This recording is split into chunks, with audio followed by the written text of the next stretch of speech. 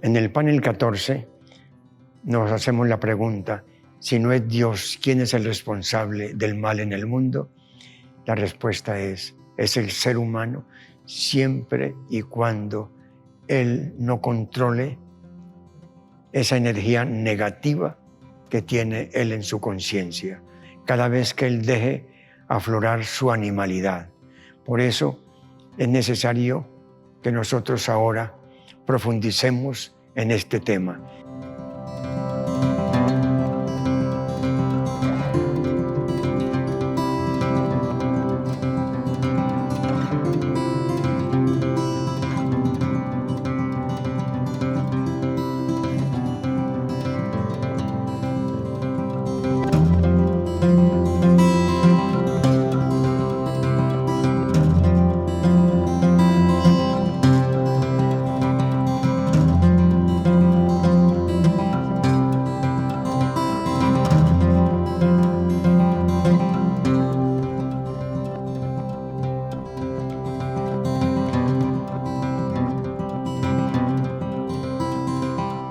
Dios nos hizo evolutivos.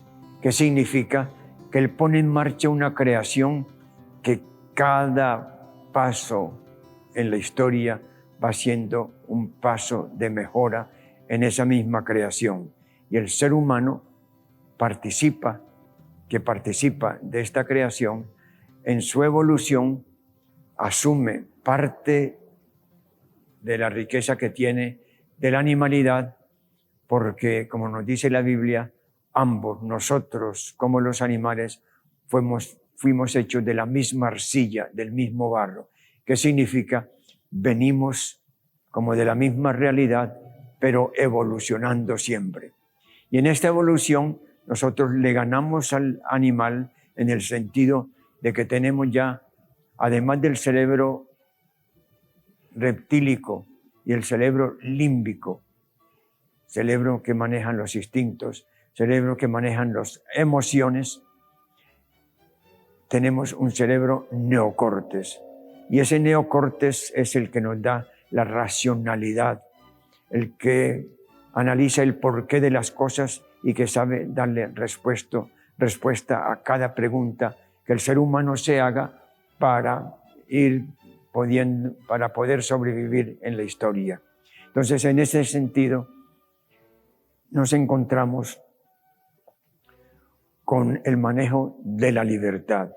Desafortunadamente, esta libertad, ya hablando de el ser humano que vive en comunidad, muchas veces es empleada de una manera arbitraria, a partir del poder. La lucha del que tiene, que quiere tener más, o la lucha del que tiene y que tiene que defender lo que tiene, porque hay otro que se lo quiere arrebatar. Y esa es la historia del ser humano y las permanentes guerras en el mundo. El mundo ha vivido en una permanente guerra y son contados los años en que ha habido paz en el mundo. Y aquí tenemos como estas figuras de poderío. En la Biblia lo representa el famoso Nimrod. En la Sagrada Escritura, en el capítulo 10, un hombre de poder, un hombre que se parece en esa forma a un animal. Entonces este Nimrod, que compite con Yahvé, que quiere ser como el émulo de Yahvé en el poder, son los que semejan a estas figuras, son los que en el mundo implantan la guerra. La Biblia nos presenta al famoso rey Salomón, que siendo tan sabio, llegó a ser también carente de sabiduría, cuantas veces acumuló poder para la guerra. La Biblia nos da un detalle triste, duro, en el primer libro de los Reyes, en el capítulo 9, versículos 26 al 29. Salomón poseía 12,000 caballos y negociaba con carros de combate de Egipto y caballos de Cilicia, exportándolos a otras naciones. Este es las caballerizas de Megido, ampliada. Ya vimos la ciudad de Megiddo abajo en paneles anteriores. Aquí están estas caballerizas que representan el poder salomónico. Unas 450 caballos cabían en esta caballeriza. 450 caballos que nos dice la Biblia, Salomón, en su sabiduría, entre comillas, en su falta de sabiduría, en su brutalidad, exportaba, negociaba, era un mediador de la guerra, recibía y cambiaba, negociaba la guerra con otros países. Entonces tenemos que este mismo ser que nosotros alabamos en sabiduría, a veces nos falta también como corregirlo, condenarlo, saber que no es el modelo perfecto porque está supremamente metido en la violencia humana. No solamente respondiendo a la violencia que le causaban otros imperios vecinos, sino fomentando, provocando, negociando con la guerra, como lo testimonia esta caballeriza en la cual se nos presenta a través de los recuerdos arqueológicos cómo se multiplicaban, se criaban, se exportaban, se negociaban para mantener viva la guerra en el mundo.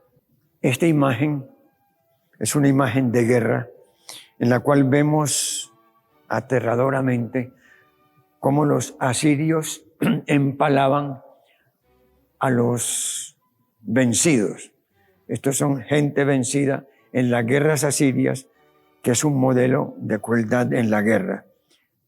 Empalamientos, que quiere decir la vida del otro no vale, y hay que enseñarle al que toque al poderoso cómo la paga con su sufrimiento, su atrevimiento para corregir u oponerse a los planes del poder. Estos son soldados asirios que empalan a sus cautivos, una imagen del siglo VI antes de Cristo. El mayor sufrimiento hay que dárselo a aquel que se atreva a tocar el poder. Y aquí tenemos una imagen de esas.